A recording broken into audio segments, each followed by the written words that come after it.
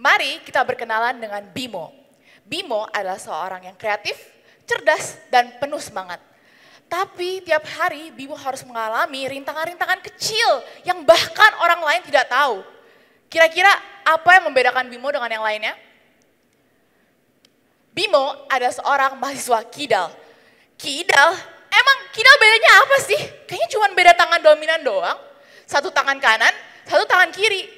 Justru inilah adalah pertanyaan-pertanyaan yang sering dilontarkan sehingga kaum kidal sering dipandang sebelah mata. Bayangkan saja, setiap hari Bimo harus datang ke kelas, duduk di kursi yang tidak nyaman. Karena kampus hanya menyediakan kursi dengan meja di sebelah kanan.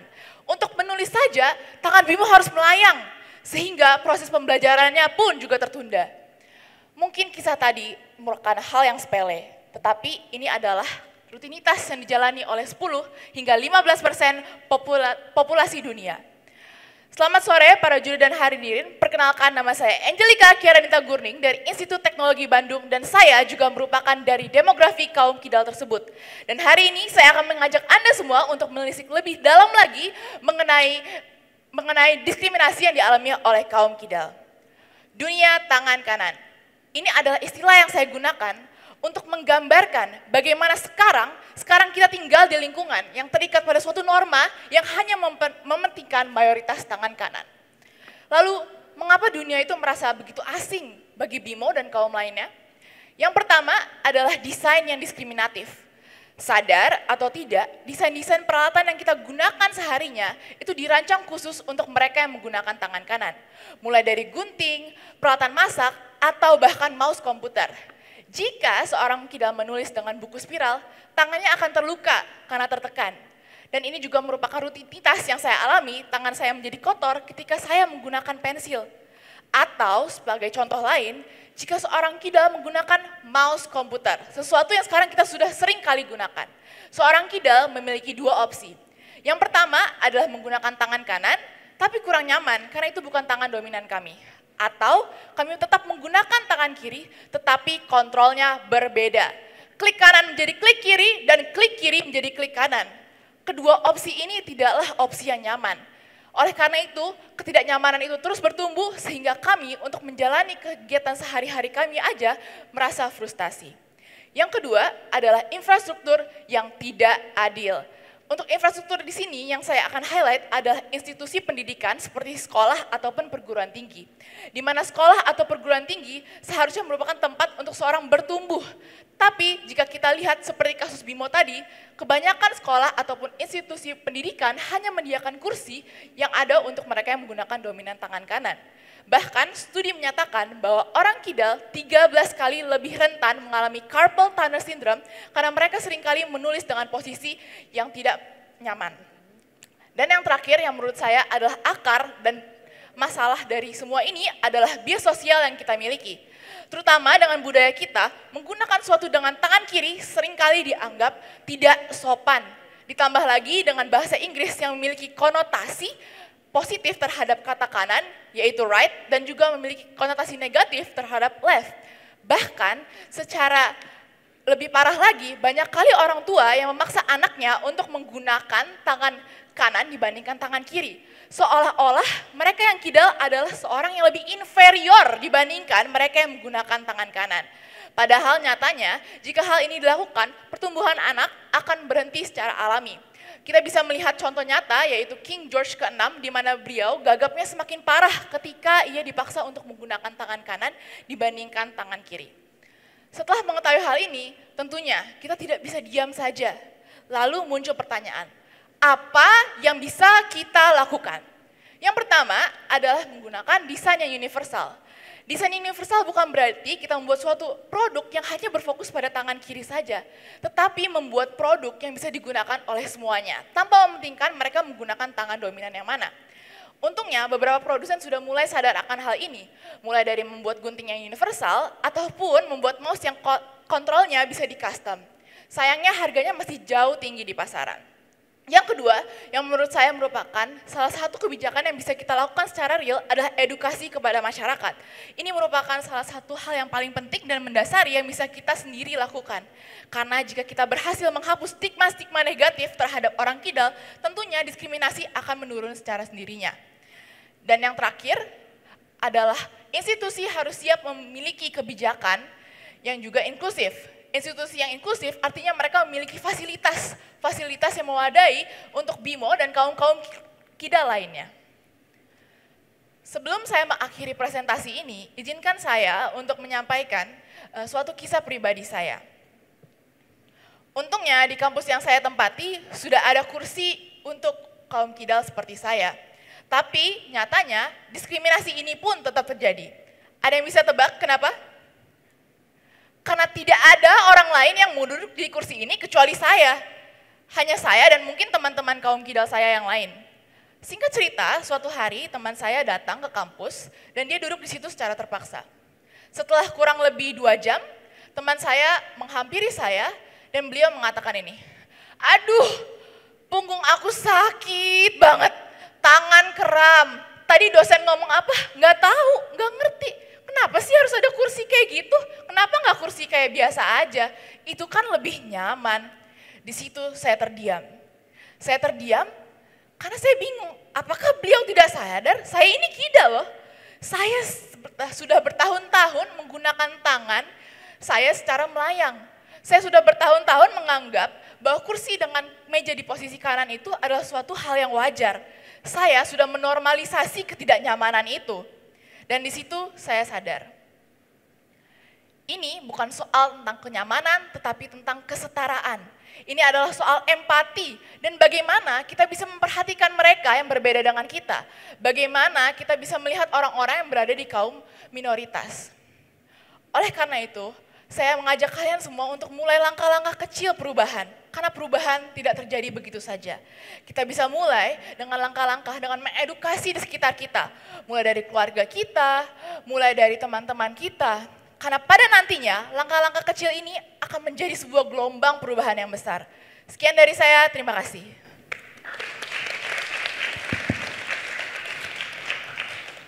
Baik ya, panggilannya Angelica ya? Iya Pak. Angelica ya. Program studinya apa? Saya teknik informatika. Teknik informatika ya. Agak jauh ya dengan kidal ya. Oke, ya. Jadi yang dibahas Angelica itu di hulunya ya. Seseorang kidal, kemudian advokasi, mengerti tentang kidal, maka ini kita perlu lakukan dan supaya tidak diskriminasi. Itu oke ya. Nah, jadi untuk bisa berhasil di sini, saya mengajak Angelica berpikir ke hulu ya. Oke ya, mengapa seorang itu kidal ya? Jadi kidal itu bisa dideteksi kira-kira 5 sampai 10 minggu di rahim ya. Itu ada gerakannya ketahuan tapi 2-3 tahun baru kelihatan. Nah, pertanyaan paling mendasar ya. Jadi kidal itu gabungan 2 genetik dengan lingkungannya. Tadi yang disebutkan tadi banyak lingkungan. Jadi banyak gen mempengaruhinya, sekitar 40 gen ya. Jadi Angelica kidal. Iya Pak. Nah berarti gennya itu ada. Salah satunya yang paling besar itu pengaruh TOBB4B ya, itu paling dominan. Jadi ada tuh blueprint genetiknya itu menyebab kidal ada. Nah kira-kira kalau kita presentasikan pengaruhnya sekitar 25% ya. Jadi kita ini sebenarnya kan rasnya Mongolit ya. Kalau Kaukasia itu persentase kidalnya besar 10,6%. Sehingga nanti alat-alat yang ditemukan oleh Angelica tadi banyak kan di barat kan. Di kita jarang nggak ada di pas karena mereka tadi advokasinya sudah jalan. Nah di Asia Indonesia itu kira-kira yang kidal itu 3,39% ya. Cina lebih sedikit 2,64, tapi yang Taiwan, Vietnam, Hong Kong itu sekitar 5% ya. Jadi ada gen itu ya. Nah, kecil ya. Nah, tadi betul juga ya. Nah, apa yang dikeluhkan oleh Angelica tadi betul kalau nggak ditangani, apalagi di dalam saudara itu ada kidal apa tidak gitu ya. 2 saudara itu bisa psikologikalnya bisa besarnya nanti akan terpengaruh gitu ya. Jadi dia memang kalau dibiarkan tadi frustasi seperti yang Angelika tadi, itu sebenarnya dia sejak kecil itu menjadi lebih rentan ya. Pernah dengar nggak ADDH ya, ADHD ya, penyakitnya, ADHD, Pak. ya, ADHD. Itu yang deficit hyperactive disorder itu, karena salah satunya itu bisa ini ya. Jadi itu fokus kepada advokasi itu saya sepakat itu ya. Nah, tetapi yang Angelika harus angkat juga sisi positif kidal itu. Nah, ketika seseorang kidal, maka dia mulai berpikir gimana saya, pasti terjadi pada Anda ya, bagaimana saya bisa seperti orang itu yang tidak kidal, maka kreativitasnya terpicu. Iya, betul, Nah, Pak. coba itu diangkat. Biasanya kalau saudara kidal sama tidak, itu biasanya si yang kidal ini prestasinya lebih bagus. Betul nggak? Di keluarga ada kidal berapa? Berdua saudara, Pak. Kidal-kidal. Enggak, cuman saya yang Nah, bagus pasti Angelika kan? Daya juangnya. Iya. Karena tadi kreativitas itu terpicu untuk ini. Nah, coba angkat sisi itu ya. Tadi saya sepakat advokasi tadi, mengerti ya mengapa itu kidal harus dijelaskan. Itu bukan aib, tetapi memang surat takdir ya. Karena gen itu kan takdir ya. Iya, betul, Pak. Nah, perlu advokasi. Nah, angkat sisi positifnya. Baik, Ya. Pak. Jadi sisi kreativitas itu banyak orang terkenal di dunia kidal. Iya, Pak, saya setuju. Penemu itu ya. Dan kalau dari pengalaman saya, biasanya orang yang kidal tuh kebanyakan jadi ambidextrous, Pak. Ya. Jadi dan kidal itu kalau tadi kan coba 25%, ada yang bisa berubah. Ya. Ada yang dua tangannya bisa berjalan dengan bagus. Ya. Betul, Nah, Pak. itu lebih cerdas lagi dia. Otak kiri kanannya lebih jalannya. Iya. Oke, saran saya itu ya, Angelika ya. Baik, terima kasih, Oke, Pak. next. Terima kasih sudah mewakili kaum kita. Saya kidal, kiri dari lahir, dan generasi yang ketika sekolah tangan kiri saya diikat ke belakang, dan itu menyakitkan. Setiap menggunakan tangan kiri untuk makan, tangan saya dipukul, dan baru terasa sekarang saya mengalami frozen di tangan kiri. Pertanyaan saya satu. Kenapa kamu sampai sejauh itu masuk sampai ke dunia di mana saya kuliah, kriminologi? Kamu mengutip Lombroso yang jelas-jelas pseudoscience, tapi justru itu awal lahirnya jurusan kriminologi. Dia ahli biologi kriminal. Kamu patokan ke situ, memangnya ada perbedaan perilaku jahatnya antara orang kidal dan bukan kidal ya? Sampai kamu masuk ke menyoroti ke Lombroso juga. Di luar tadi yang luar biasa dipaparkan oleh memang pakar genetiknya IPB, Prof. Jadi ada nggak dampak dari hal yang sifatnya genetik itu ke kelakuan kami sehari-hari, kelakuan kita sehari-hari?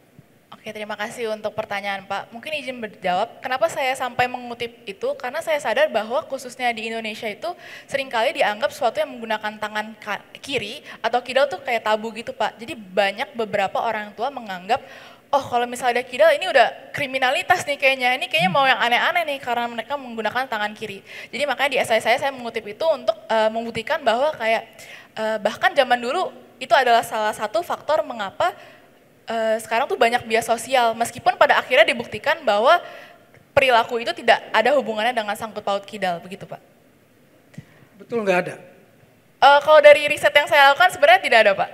Bayangkan ketika para penyidik untuk melihat si penjahat ini kiri kanan dan kejahatannya jenis apa, itu kadang-kadang tiba-tiba dia melontarkan pulpen ke atas dan mau mengetahui si orang yang dicurigai ini akan menahannya dengan tangan kiri atau tangan kanan, lalu kemudian arah penyidikannya jadi berbeda. Oh begitu Pak. Karena kalau dari saya pribadi, saya membuat esai ini kan berkaca dari pengalaman saya Pak. Okay. Kalau saya sebenarnya, saya juga nggak tahu mungkin kenapa genetiknya begitu, saya sebenarnya lebih kuat di tangan kanan justru sekarang. Jadi, karena kita dipaksa kan? Iya. Okay. Sama, saya sekarang mulai akan pakai tangan kanan. Tapi yang pertanyaan berikutnya, saya tadinya kira kamu orang desain ITB, ternyata tadi Teknik informatika, teknik Pak. informatika. Berapa besar yang perbedaan harga nih, yang membuat kami membeli lebih mahal dibanding pengguna tangan kanan. Dengan prinsip desain universal itu kemudian bisa terselesaikan. Karena prinsip universal ini kan mampu membuat kiri dan kanan diperlakukan dengan adil? Untuk sekarang mungkin produk-produk yang universal mungkin baru sekedar gunting atau mouse begitu ya Pak. Untuk gunting untungnya sekarang mungkin sudah lumayan affordable dibandingkan zaman dulu. Kalau gunting itu sekarang universal artinya bolongan untuk gunting itu udah dibuat sama besar. Nah itu mungkin bisa jadi alternatif. Dan salah satu lagi itu mouse. Kalau mouse mungkin sekitar 10% lebih mahal karena biasanya mouse itu yang berbeda adalah tampak hardware-nya tetap sama, tetapi custom control itu berbeda. Sedangkan mouse-mouse yang dijual eceran biasanya atau di Shopee itu biasanya tidak bisa di custom mouse-nya, begitu Pak. Sementara kalau kita cek Amazon, perbedaan harganya bisa sampai 25-50%. Iya Pak, betul. Karena mungkin kalau di Amazon mereka dianggap sebagai, kan ini marketnya cukup niche ya Pak. Jadi dianggap sebagai salah satu produsen utama, oleh karena itu mereka berani memasang harga produk segitu. Marketnya niche tapi kita tidak dihargai lebih mahal kan? Iya. Tapi disuruh membayar lebih mahal. Iya, itu di Amazon sih Pak. Mungkin kalau di Indonesia masih lumayan tergolong masih sesuai standar untuk kayak custom mouse ataupun gunting itu. Sejauh mana memungkinkan di negeri ini soal prinsip-prinsip desain yang universal, yang ambidextrous, inklusif itu? Mungkin untuk sejauh ini untuk implementasinya menurut saya masih kurang karena terutama aksesibilitas aja untuk tunanetra dan juga tunarungu itu masih sangat susah untuk kita temukan. Ditambah belum lagi untuk kaum kidal yang lebih marginal dibandingkan tunanetra ataupun tunarungu begitu Pak. Wow, oke.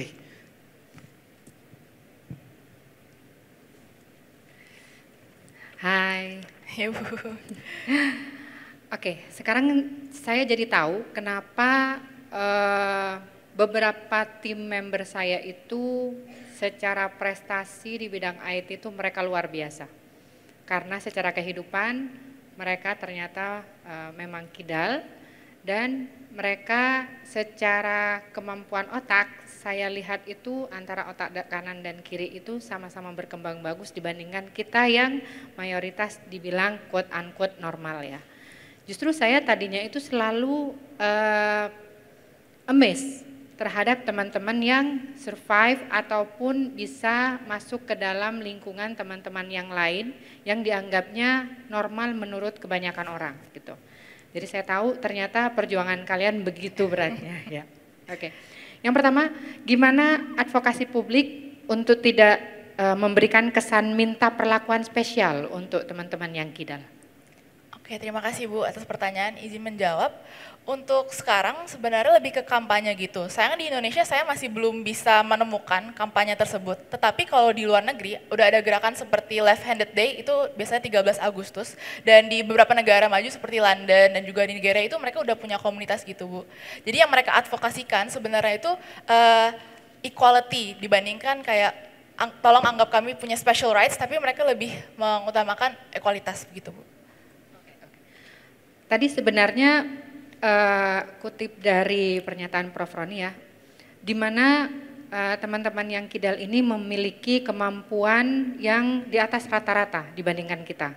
Sepertinya untuk komunitas itu kamu bisa lebih mengangkat bahwa teman-teman yang left-handed itu spesialnya bukan karena kekurangannya, tapi spesialnya itu karena lebih banyak kelebihannya gitu ya. Oke, untuk selanjutnya adalah apakah sudah ada contoh pasar atau produk potensial yang bisa dikembangkan untuk teman-teman yang kidal? Oke, terima kasih Bu. Menurut saya yang kursi ini, sebentar. Kursi ini menurut saya ini salah satu pasar yang paling baik karena terutama ini kan bisa untuk semua institusi pendidikan kan. Bahkan sekarang sudah ada di 2 kelas di universitas saya. Tadi dirimu menjelaskan bahwa dengan adanya kursi yang spesial untuk orang-orang yang spesial justru malah membuat itu jadi masalah untuk teman-teman yang lain gitu kan. Jadi lebih prefer mana secara desain universal untuk semuanya ataukah ada special needs untuk teman-teman kidal? Oke, baik, terima kasih Bu. Tentunya secara ideal pastinya lebih ideal untuk yang meja yang kotak seperti itu Bu. Cuman mengingat anggaran dan juga bagaimana sistem kelas sudah diterapkan, menurut saya lebih baik kalau misalnya ada special chairs kayak begini. Oke, terima kasih. Dari saya cukup. Terima kasih Bu. Saya baru saja memberikan pelatihan menulis untuk calon profesor di BINUS. Hampir di semua kelas di BINUS berbagai jenis kursi ditampilkan. Ada yang untuk duduk, ada yang seperti di stadion, ada yang segi empat, ada yang bulat, untuk supaya terjadi kesetaraan. Siapapun bisa menggunakan sesuai dengan kemampuannya. Artinya peluang ini juga bisa dilakukan di semua perguruan tinggi kan? Ya betul Pak. Sementara di ITB baru 2 kelas ya? Mungkin lebih tepatnya karena saya hanya pergi ke 2 kelas itu. Oke. Dan Dan sudah ada? Dan kursi ini saya baru minta Pak. Jadi waktu saya tingkat kedua, tiba-tiba saya waktu itu ujian dan tangan saya tuh kram. Lalu saya memberanikan diri untuk meminta ke dosen dan ternyata dosennya menyetujui dan saat itu baru ada kursi seperti ini. Pengalaman yang menarik yang bisa kamu ceritakan kemana-mana soalnya. Terima kasih.